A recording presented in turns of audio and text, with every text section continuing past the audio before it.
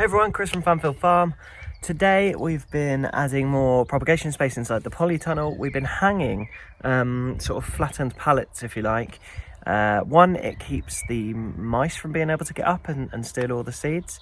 And also it gives us space sort of hung up that isn't affecting the beds as we prepare them for later on in the season.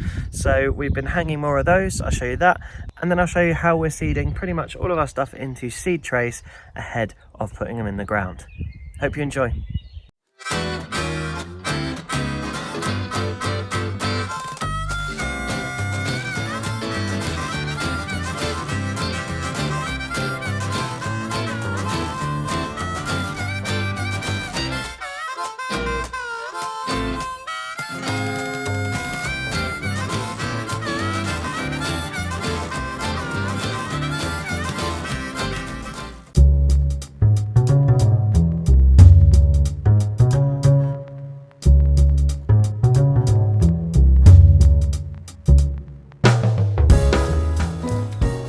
So to replace the spinach we lost, we're going to fill a couple of these seed trays with spinach seeds, and hopefully they'll germinate quite quickly in this heat. These are 104 seed trays. You can pick them up online quite easily, but normally they're in bulk, but we've got a lot of seeds to do, so we're going to use these. We're going to fill the trays with a seed and cutting compost. We use something from Moorland Gold, which is Soil Association approved, so it's organic to use, but any seed and cutting compost for you at home will do. And what I do is I just grab lots of it, filling the tray as much as I can.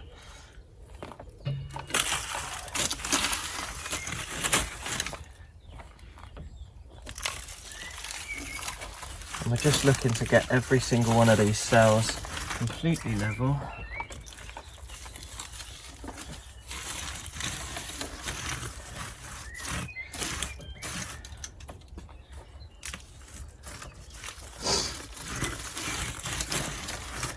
Okay, so we've got those all level, but they all need compacting down. So what I tend to do is spin the tray that way, and I'm just pushing these down with my fingers, compacting the soil down a little bit so it's nicely filling.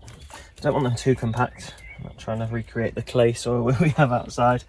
And then I'm just giving a light scattering again over the blocks.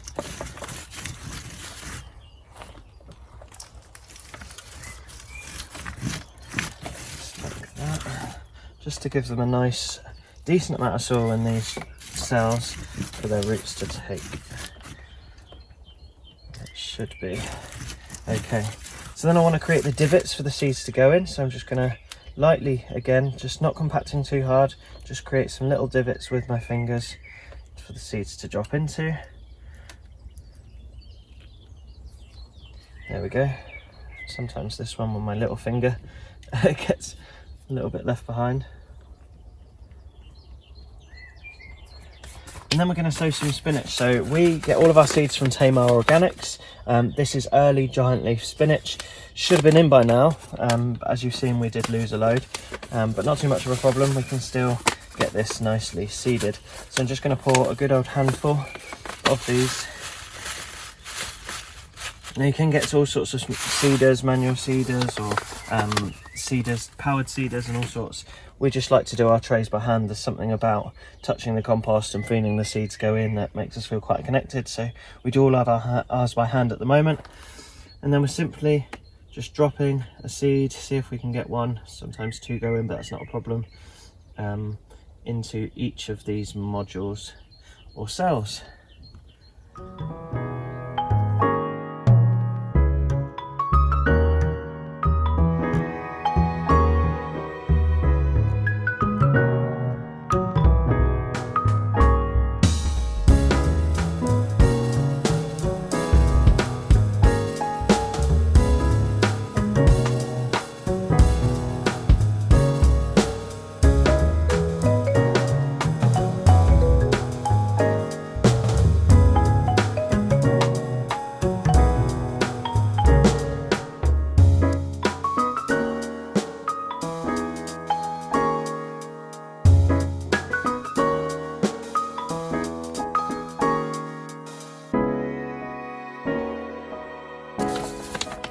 soon as I've got a seed or two in every single one of the cells, I'm just going to take the same compost again, and I'm just going to lightly sprinkle it over the top.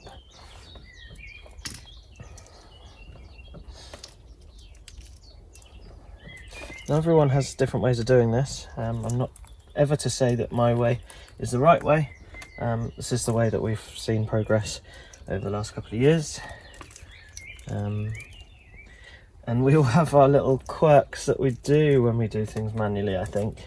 And one of mine is that a lot of people would now be like, okay, all those are now covered off, and just wipe the soil across. But I always get paranoid that as I wipe the soil across, the seeds are going to go with it, especially with spinach seeds, they're a bit spiky. So I just apply a little bit of downward on each of the cells, which is a little bit more difficult now. I can't see where they are, but you get the feel for it.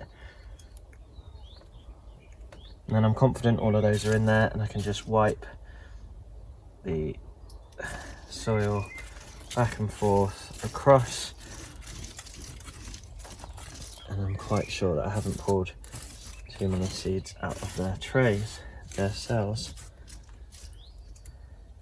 And then I'm simply just going to give this a really good watering.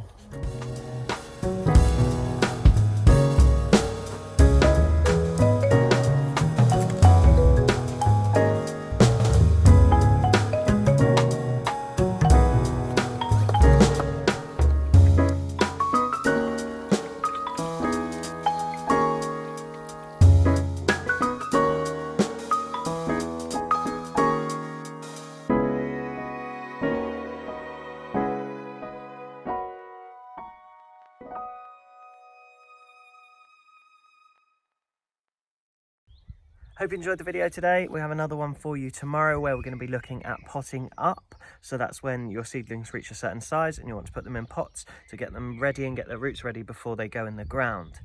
We just want to say a massive thank you to everyone who shared and supported our crowdfunder that's currently going on all the way through this month. We're nearly at the £3,000 mark, which is absolutely fantastic. So we can't thank you enough for that. If you want to check it out, go to fanfield.farm/help us. See you tomorrow.